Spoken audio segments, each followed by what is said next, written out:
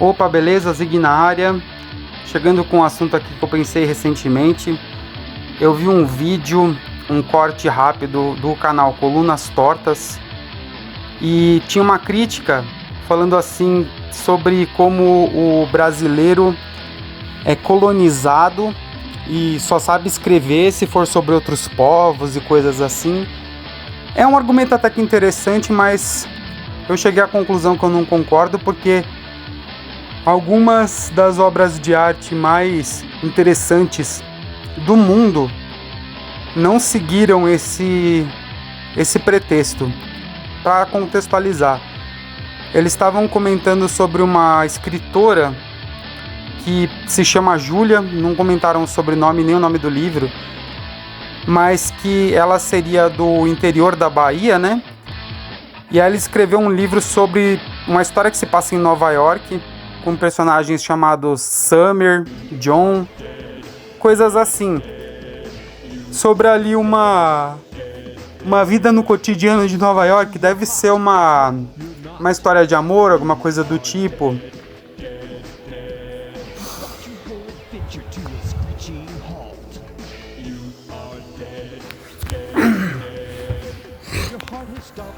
Três, dois, um. Bom dia, boa tarde, boa noite, seja lá a hora que você estiver vendo esse vídeo. Eu sou o Zig com mais um ensaio improvisado, mas acho que com argumentos bem interessantes de um ET como eu, que observa tudo de fora.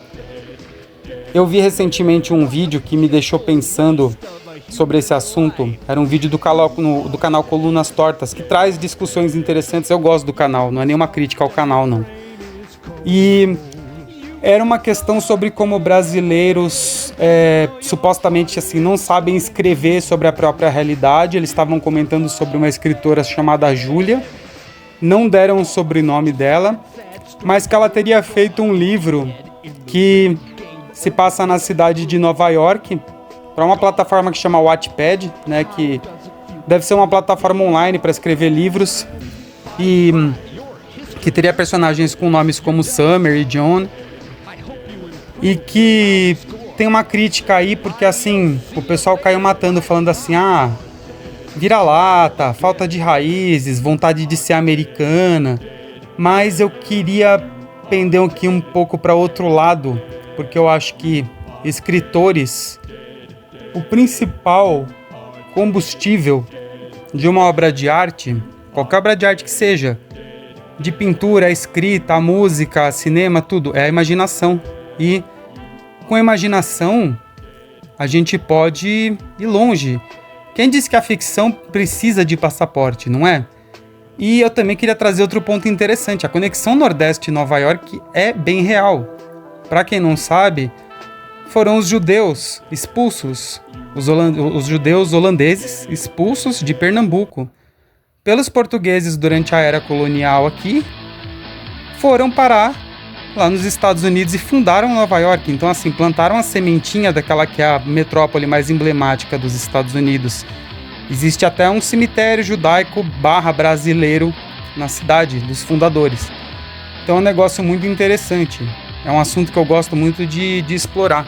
Então, assim, conexão que não tem nada a ver com essa coisa da Bahia em si e da autora em si, mas não deixa de ser curioso, né? Então, eu acho o seguinte, eles estavam mostrando isso, e o argumento assim, você deve escrever sobre sua... Eles falam que é viralatismo culposo, né? Que, você tem que escrever sobre a sua cultura local, você tem que escrever sobre a sua cidade, sobre o que você vive, mas assim, trazendo um contraponto. E se você acha que você vive uma porcaria? Ou às vezes você acha bom, mas você não acha interessante o suficiente. Você pode viver, vamos, sei lá, dizer, você vive na Cidade de Deus, você acha a sua vida horrível. Ou você vive na Suíça e você também acha a sua vida horrível porque tudo é muito monótono, nada acontece. Aí você tem um desejo de retratar um lugar onde coisas acontecem, onde há revoluções, onde há coisas, pessoas interessantes chegando e não aquela monotonia do dia a dia. Então, eu acho que não é totalmente uma questão colonial. Tem uma questão colonial do ponto de vista de que temos essas referências por causa do cinema, soft power, toda essa influência que Estados Unidos exercem sobre a gente. Ok, realmente tem. Eu cresci, mesmo sendo um ET, o ET do Brasil, mas eu cresci muito pautado por isso tudo e não minto sobre nada das minhas influências e acho que é muito da minha base isso. Então talvez por isso eu tenha esse argumento tão contundente sobre o assunto. Mas enfim, falando sério agora, então eu acho que tem uma questão assim, eu discordo bastante, sabe, sobre assim que um autor só pode escrever sobre o que ele viveu. Inclusive, existe um movimento que eu acho muito nocivo sobre pessoas que criticam, isso vai para um outro ponto, mas eu acho que encaixa também, pessoas que criticam, sei lá, um autor masculino que ele cria personagens meninas, aí sobre assim, a visão dele não é a visão exatamente da mulher, ou vice-versa, a mulher escreve o cara e não sabe o que ele passa, mas eles são personagens, eles não precisam ser pautados na realidade.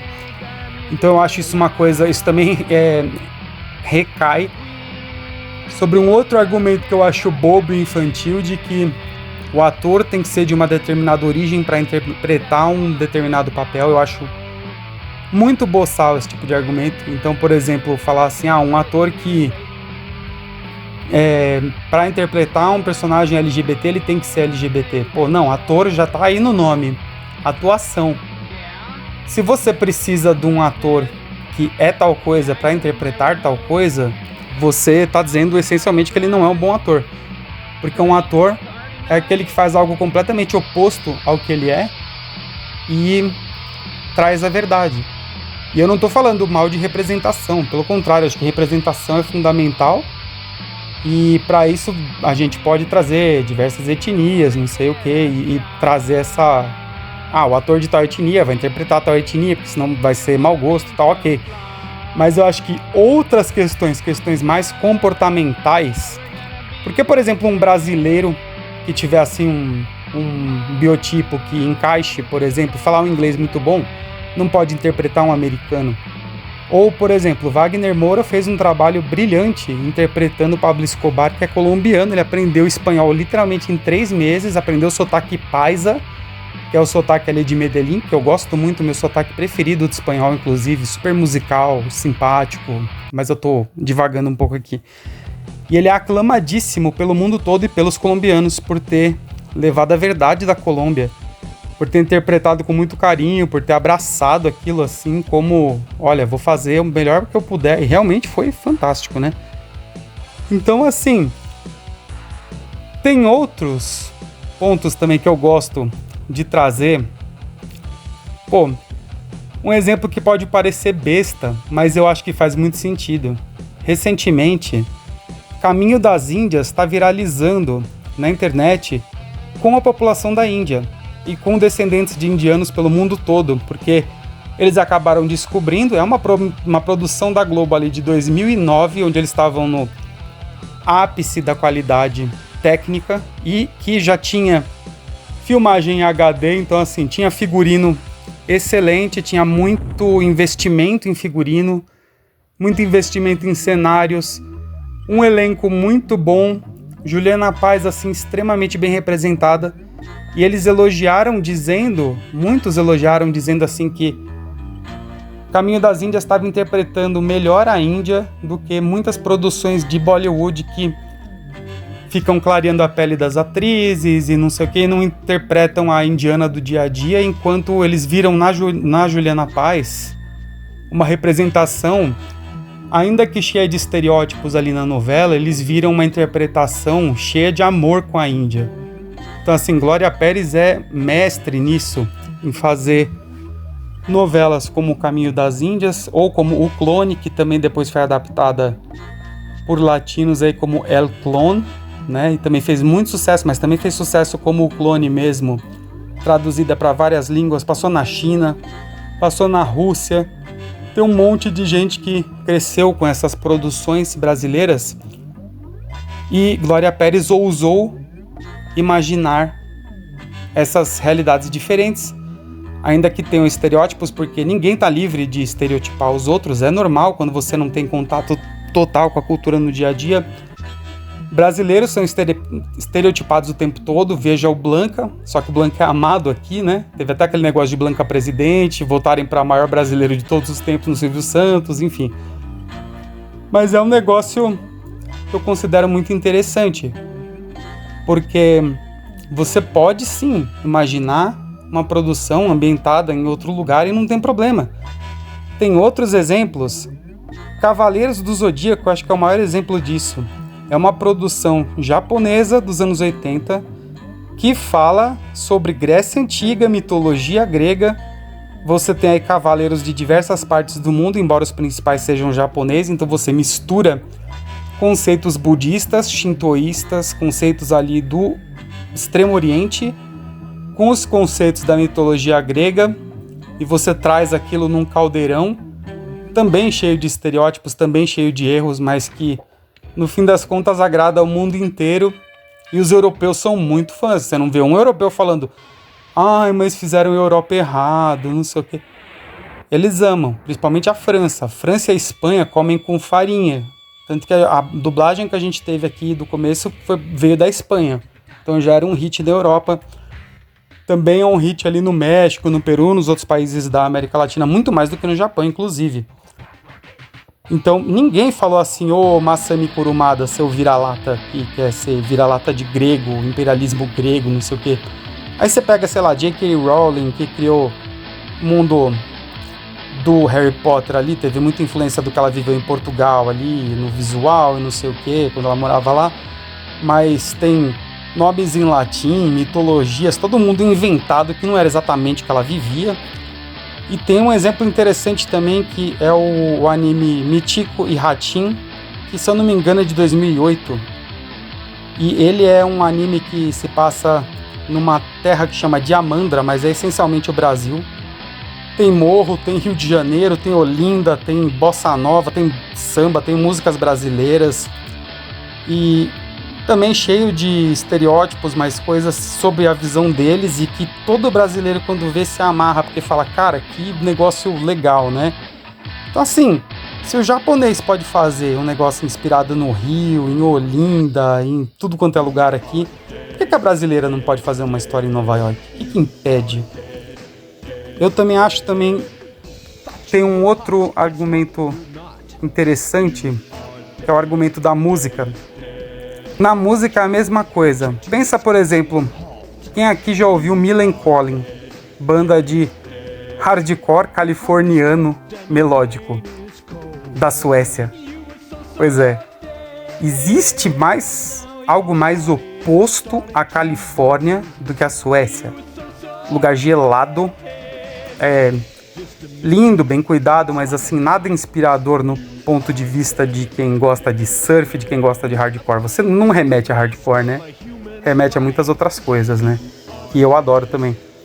Mas esses caras fizeram carreira tocando o hardcore melódico com sotaque de Los Angeles, com aquela cara do sol da cidade. Entraram no Tony Hawk, tocaram em Warped Tour e os americanos abraçaram como se eles fossem locais.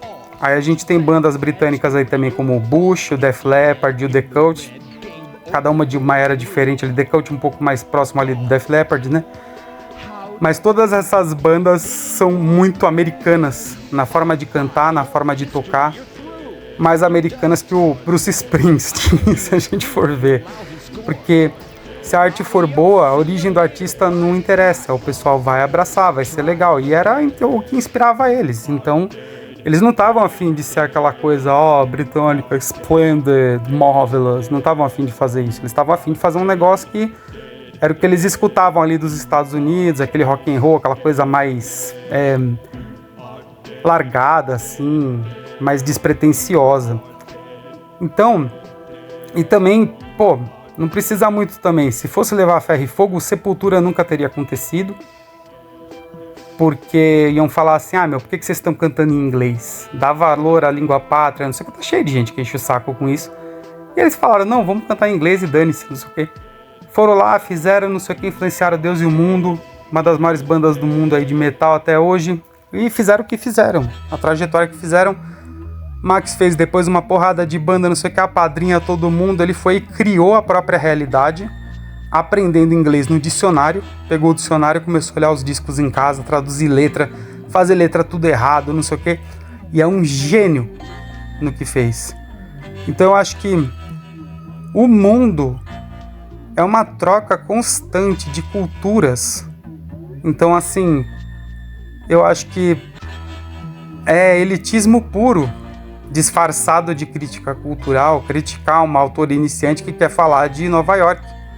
Ela não é obrigada a falar de Quixeramobim, ela não é obrigada a falar de Maranguape.